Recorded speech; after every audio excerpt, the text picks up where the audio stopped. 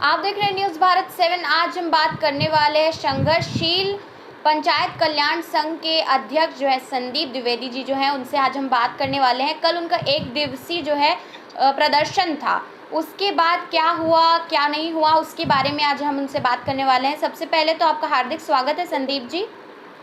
बहुत बहुत धन्यवाद। न्यूज़ 7 के सभी दर्शकों को भी संदीप द्विवेदी का सादर नमस्कार जी।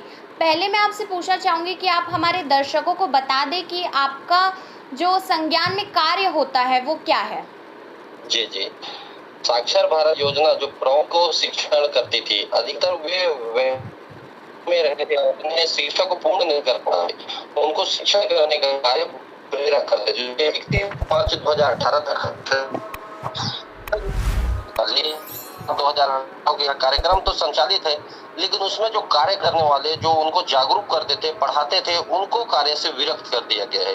इसलिए उनका जो संघर्ष है अभी तक जारी है। सरकार उनको पुनः रोजगार की वादा की है, लेकिन आज तक नहीं कर पाई है।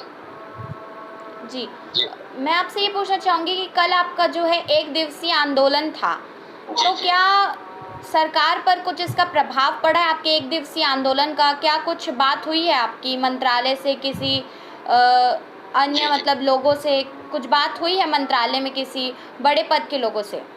देखिए, हम लोग धरने से पहले लगातार चाहे प्रतिपक्ष के जो वादा किए थे उस समय तत्कालिक में 2018 के बाद में या वर्तमान बोले तो जो सरकार आई है उसके जब प्रतिपक्ष थे, जब विपक्ष में थे माननीय टीएस सिंहदेव जी, उस समय से उनके साथ एक लंबी वार्ता और बहुत अच्छा प्रेरकों का घनिष्ठ संबंध रहा।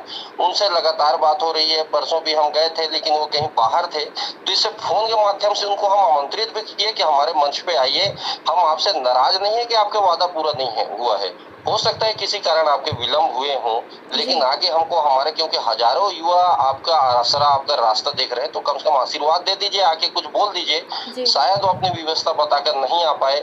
अधिकारी कर्मचारियों के पास लगातार लेटर के माध्यम से हमारी संपर्क हो रही है। जी, मैं आपसे ये कहना चाहूँगी कि अगर देखा जाए टीएस सिंहदेव जी की आप बात कर रहे हैं, तो अगर मुख्यमंत्री पद पर माननीय भूपेश बघेल जी नहीं होते और उनके जगह टीएस सिंहदेव बाबा जी जो हैं वो रहते, तो क्या हालात अलग होते कर्मचारियों के लिए? नो डाउट, क्योंकि उन्होंने अपने छवि के माध्यम से सबका दिल जीता था और सभी छत्तीसगढ़, मात्र कर्मचारी नहीं, प्रत्येक छत्तीसगढ़ का नागरिक उनको देखकर कांग्रेस को वोट दे रहा था। जी। तो निश्चित तौर पे अगर टीएस बाबा अगर होते तो नो डाउट कि अभी तक के मात्र प्रेरक नहीं, जितने भी लाचार बेबस जो आज आप दर पंडालों पे बैठे हुए, सबकी मांग पूरी हो गई होती। जी, मैं ये बोलना चाहूँगी कि जैसा कि आप बता रहे हैं कि टीएस सिंहदेव जी अगर रहते तो हालात अलग होते, तो क्या अगले विधानसभा चुनाव में अगर छत्तीसगढ़ की जनता फिर से कांग्रेस को चुनती है, तो क्या उसमें नया चेहरा वो टीएस सिंहदेव जी का देखना चाहेगी या फिर भारतीय जनता पार्टी को लाना चाहेगी? देखिए, ये तो अभी हालात 1 साल के अंदर अभी निर्धारित होने हैं, क्योंकि चुनावी वर्ष में ही जितने वादा है, अगर कांग्रेस अपना वादा 100% पूरा कर देती है धरातल पे, क्योंकि ये लोग बोल रहे हैं कि हम लगभग 80 से 90% अपना वादा पूरा कर दिया, लेकिन धरातल पे ऐसा नहीं है। अगर धरातल पे सही रूप से अगर वादा पूरा कर देते हैं तो निश्चित है कि मुख्यमंत्री जो वर्तमान में है वही चेहरे रहेंगे। और अब लगता भी नहीं है कि टीएस बाबा को कांग्रेस दोबारा मौका देगी, क्योंकि उनका 2.5 का जो भी फार्मूला रहा होगा उसके तहत जैसे बाबा जी आवाज उठाए, लेकिन कोई नहीं सुना, तो कहीं ना कहीं आसरा छूट गया है कि अब बाबा दोबारा आएंगे। अब भूपेश जी का अगर यही रवैया रहा कर्मचारियों के साथ में, जनता के साथ में, तो निश्चित रूप से आगामी किसी पार्टी का नाम तो नहीं लेना चाहूंगा, लेकिन हाँ, छत्तीसगढ़ किसी न किसी पार्टी परिवर्तन को जरूर चुनेगी। जी, बात वापस करते हैं आपके संगठन के बारे में, आपके संघ के बारे में, प्रेरकों के बारे में। मैं ये पूछना चाहूँगी कि अभी जो है ये एक दिवसीय आंदोलन था, क्या सरकार की तरफ से आप कोई आश्वासन मांगते हैं? क्या मांगते हैं आश्वासन में, अगर सरकार आपको देना चाहे कुछ तो? अब आश्वासन की बात ही नहीं है, 1 साल बची है, अब तो वादा पूरा करने की बारी है। हम तो इनसे रोटी मांग रहे हैं। बेबस लाचार जो ग्रामीण युवा हैं, इसमें जितने भी बड़े जुड़े हुए हैं, मैं आपके माध्यम से आपके दर्शकों को बता दूं कि जो ग्रामीण युवा हैं गाँव पे, जिनके सपने होते हैं कि हाँ हम भी कुछ अपने जिंदगी में करें, सरकारी जॉब पे जाएं, और उनकी सपना तोड़ा गया है, तो इससे मन तो बहुत आहत हुआ है। वे चाहते हैं कि उनका रोजगार पुनः वापस मिले। मात्र रोजगार नहीं है, ये उनका सम्मान और प्रतिष्ठा की बात है, क्योंकि 10 साल कोई आदमी खोया है, वो भी अल्प मानदेय महज 2000 रुपए के लिए, तो 2000 के लिए कोई काम करना चाहेगा नहीं, वो मजदूरी करके उससे ज्यादा पैसा कमा सकता था। जी इसलिए क्या है, उनके सपने थे कि एक बेहतर जिंदगी वो लोग जिए, और उस सपने को कहीं ना कहीं तोड़ा गया है। तो ये उनके अब स्वाभिमान और प्रतिष्ठा का विषय है, तो निश्चित रूप से सरकार को इसका सम्मान करना चाहिए। अभी तो आपका जो आंदोलन था वो एक दिवसीय था, लेकिन आपको अगर सरकार की तरफ से कोई फीडबैक नहीं मिलता है तो क्या आप अनिश्चितकालीन धरना में भी बैठना पसंद करेंगे? अब देखिए, 1 साल बचा हुआ है, अब तो कोई ऑप्शन है नहीं, अब सरकार का समग्र रूप से फिर विरोध करना पड़ेगा, जी क्योंकि अभी तक के हम लोग चाहते भी नहीं थे कि जो हमको दे, हम कभी कोई भी संगठन नहीं चाहता जो देने वाले हैं उसका कभी विरोध हो, क्योंकि जी जो हम देने वाले को नाराज करेंगे तो कोई देगा, उससे अच्छे मन से देगा नहीं।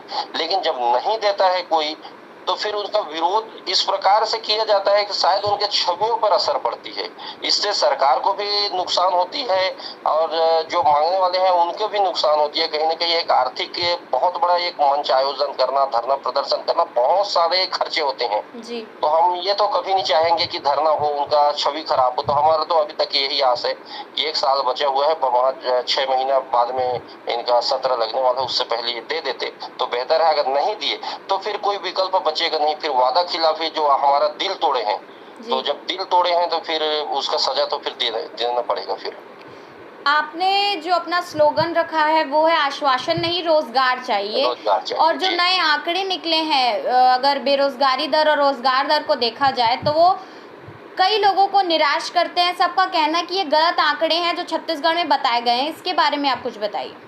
99.90%, जी अर्थात मात्र अब छत्तीसगढ़ में 0.10% ही बेरोजगार बचे हैं। ये आंकड़ा मानता हूं मैं किसी संस्था से आया, लेकिन भूपेश बघेल जी लगातार ट्वीट कर रहे हैं, उनके नेता मंत्री इस चीज को ट्वीट कर रहे हैं, फेसबुक में डाल रहे हैं। तो कहीं ना कहीं ये धरातल पे सबको पता है कि 99.90% रोजगार ये मैंने संभव ही नहीं है।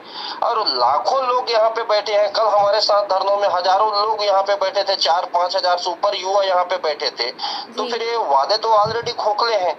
अब मुख्यमंत्री जी इसमें अपना वाहवाही लूटते हैं, तो कहीं ना कहीं देखिए इसमें युवाओं के सपने टूटते हैं, उनके दिल टूटते हैं कि भाई हम जिस मुख्यमंत्री को, हम 15 साल की जो बीजेपी सरकार थी, जो महज 1 रुपए में चावल देती थी जनता को और दिल पूरा लूट के रखी थी, उसको हम लोग वादा खिलाफी उनके साथ दगेबाजी करके इनको बिठाए कि भैया और हमारा जिंदगी बेहतर करने वाले हैं। युवा, आज का युवा स्वप्न देखता है कि मेरा लाइफ बेहतर हो, और वहां पे कोई ये बोल दे कि भैया तुम तो रोजगार पे चले गए हो। अब यहाँ पे युवा ये सोच रहा है कि भैया मेरे को रोजगार कब मिला, उसको युवा को पता ही नहीं है आंकड़े। अब ये आंकड़े डाल के वाहवाही लूट रहे हैं सरकार, तो निश्चित रूप से इससे युवा बहुत ज्यादा क्रोधित है अभी। जी आपको ये बोला गया था, जब नोटिस दिया गया था कि सभी प्रेरकों को हटाया जा रहा है उनके पदों से, तो आपको ये आश्वासन दिया गया था कि आपको शिक्षा कर्मी जैसी जो है पदों पर भर्ती किया जाएगा। उसके बारे में अभी कुछ कहना चाहेंगे आप? मैम, सबसे पहले तो आज तक के हटाने से पहले ये लीगल रूप से इनको चाहिए था कि 3 महीने पहले ये नोटिस दे देते, जी लेकिन आज तक के कभी भी नोटिस नहीं दिया गया। मात्र बजट आना बंद हो गया है, अब हम काम नहीं दे सकते। साक्षर भारत से मात्र व्हाट्सएप के माध्यम से एक ही सूचना आई, उसके बावजूद ये लोग पंचायतों में अन्यत्र बहुत ज्यादा, मतलब साल भर तो आदमी को ये आशा था कुछ दिन के लिए कार्यक्रम बने, पुनः चालू हो जाएगी। अब ये अधिकारी भी करते थे, मंत्री भी बोलते थे कुछ दिन इंतजार कर लो। तो पहली बात, इस चीज का मैं पूर्ण रूप से खंडन करूंगा कि ऐसा कोई भी संवैधानिक रूप से जो देना चाहिए था, ये लिखित किसी प्रकार से आज तक के नहीं दिया गया। जी बहुत ही अच्छी वार्तालाप रही आपके साथ संदीप जी। वो आशा करती हूँ कि आपकी जो भी मांगे हैं वो जल्द से जल्द पूरी हो जाए। और हमारे साथ जुड़ने के लिए बहुत बहुत आपका धन्यवाद। जितने भी प्रेरक हमारे इस चैनल को देख रहे हैं उन सभी से मैं निवेदन करूंगी कि हमारे इस चैनल को सब्सक्राइब करें, ताकि आगे की जो खबरें हैं आपसे जुड़ी हुई आपको तुरंत मिल पाए। ऐसी न्यूज़ को देखने के लिए बने रही न्यूज़ भारत 7। मैं करिश्मा सोनी, धन्यवाद।